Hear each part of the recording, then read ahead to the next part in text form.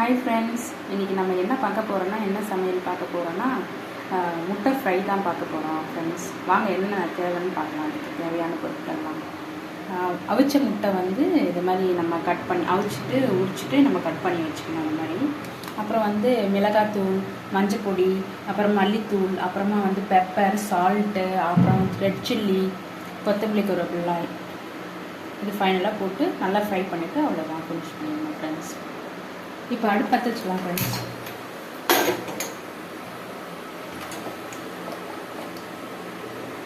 இப்போ oil add பண்ணிக்கலாம்.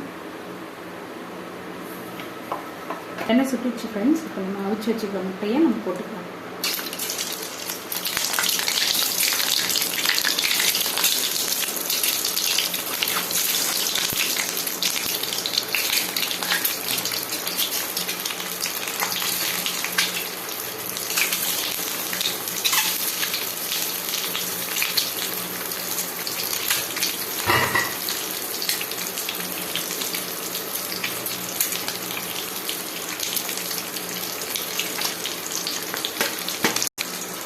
இப்போ ஒரு மசாலாவாக தேவையான மசாலாலாம் போட்டுக்கலாம்.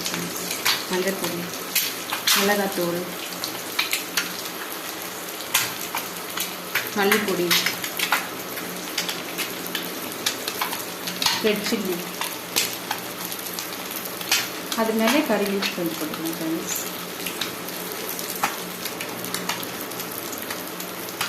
சால்ட்டும் தேவையான அளவு.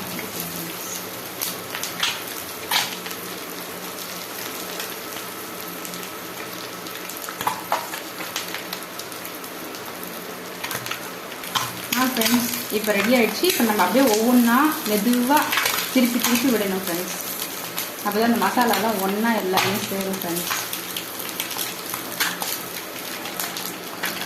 ஃப்ரெண்ட்ஸ் இப்போ நம்ம ரெடி ஆகிடுச்சு. நம்ம வந்து இப்போ ஃபைனலாக வந்து இது பெப்பர் போட்டு மல்லி தழை வச்சுருக்கோம் ஃப்ரெண்ட்ஸ். அதையும் போட்டு ஆஃப் பண்ணிக்கலாம் ஃப்ரெண்ட்ஸ். இப்போ ரெடி ஆகிடுச்சு பாருங்கள் ஃப்ரெண்ட்ஸ், எனக்கு நல்லாவே தெரியும் ஃப்ரெண்ட்ஸ். பெப்பர் போடுறோம். இப்போ தேவையான அளவு போட்டுக்கலாம் பெப்பர். மல்லித்தழையும் போட்டுக்கலாம் ஃப்ரெண்ட்ஸ்.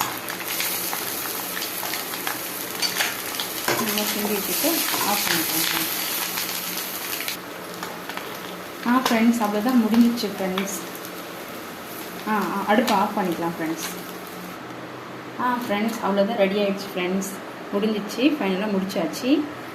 செஞ்சு சாப்பிட்டு பாருங்கள் எப்படி இருக்குன்ட்டு. Thank you friends.